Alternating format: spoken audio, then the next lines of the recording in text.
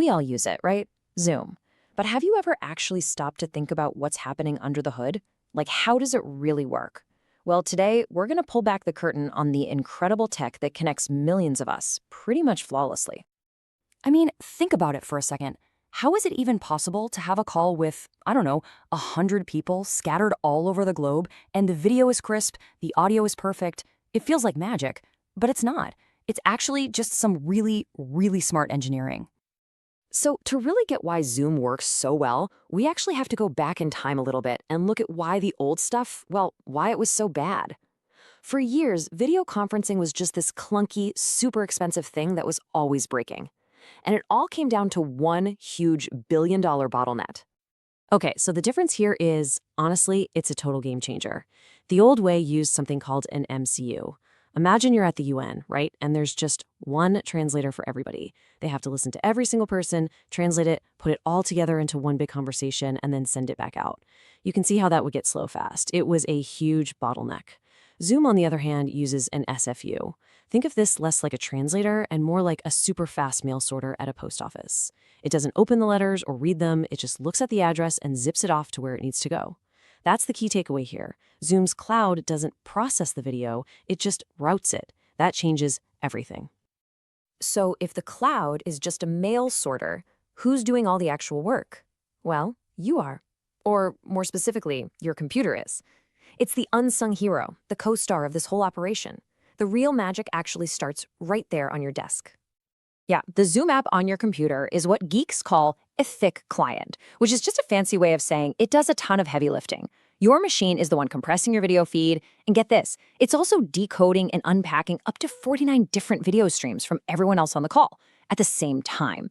Plus, it's doing all that smart audio stuff like getting rid of echoes and background noise, and it even uses your graphics card to make sure all those little video boxes are rendered smoothly.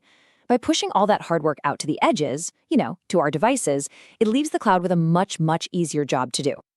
All right, so your computer has done its job. It's packaged up your video nice and neat. Now it sends that package out into Zoom's massive global network. And this is where we find the cloud's real secret weapon. The one thing that lets this whole system scale up to millions of users. And here it is, the multimedia router, or MMR for short. This is that smart postal sorter we were talking about. Its job is dead simple. It gets a video packet from you, and it just forwards it on to everybody else in the meeting. That's it. It doesn't decode, it doesn't transcode, it just routes. That's what makes it so ridiculously fast. But wait a minute. How does it know what to send? Especially when, my internet might be great, but yours might be struggling. Well, the answer to that is a super clever technology called scalable video coding, or SVC. Here's how it works. Instead of your computer creating just one video stream, it actually creates multiple layers of that same stream. The best way to think about it is like a stack of those old-school transparent sheets for an overhead projector. Each sheet you add makes the picture a little bit better, a little more detailed. So at the very bottom, you have the base layer. This is the low-res, kind of choppy version of the video, but it's the most important part. You have to have this. Then, on top of that, you start stacking enhancement layers. One layer adds a clearer picture, another one adds smoother motion with more frames, and another adds even more fine detail. You get the idea. Now, let's say your internet connection is fantastic. The router in the cloud sees that and says, great, you can handle it all. And it sends you the whole stack, the base layer, and all the fancy enhancement layers from everyone else. And boom, you get that beautiful, crisp, high-def video that we all want. Okay, but what happens when your Wi-Fi starts to flake out? This right here is the magic trick. The cloud's router, the MMR, is smart enough to see that you're struggling. So what does it do? It just stops sending you the extra nice-to-have layers. It literally just drops them. It makes sure you still get that essential base layer, though. And the result?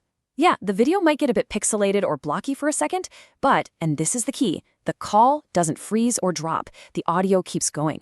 That adaptability is exactly why Zoom feels so stable, even on a bad connection. And that kind of adaptability is absolutely crucial because, let's be honest, the internet is a wild and messy place, right? It's not always perfect. So just getting a call to connect in the first place, especially through a strict corporate firewall or on a shaky network, well, that requires a whole other level of cleverness. So Zoom software has this brilliant little 3-step fallback plan. First, it tries to connect using something called UDP. You can think of UDP like sending a postcard. You just fire it off, it's super fast, perfect for video where a late packet is useless anyway. But what if a firewall blocks it? No problem, it falls back to step 2, TCP. This is more like sending a certified letter. It's a bit slower because it needs confirmation that the packet arrived, but it's super reliable. And if even that gets blocked by some super strict corporate network, it goes to the final get through anything option. It literally disguises the video call to look like normal web browsing. It's a genius way to sneak through just about any barrier. So when you add all that up, the super smart app on your computer, the incredibly lightweight and fast cloud, and that clever networking plan, you start to see the core idea, the whole philosophy that really makes Zoom, well, Zoom. This quote from their engineers really just nails it. Push complexity to the client edge while maintaining a lightweight, stateless forwarding plane in the cloud. In plain English, make our computers do the hard stuff so the cloud can stay simple, fast, and scale to a crazy degree. That one decision is basically why they were able to handle the entire world suddenly logging on at the same time. But there's a catch. Having a system this big and this open also creates a huge security problem. I mean, how do you protect all those conversations? Not just against hackers today, but against the threats of tomorrow.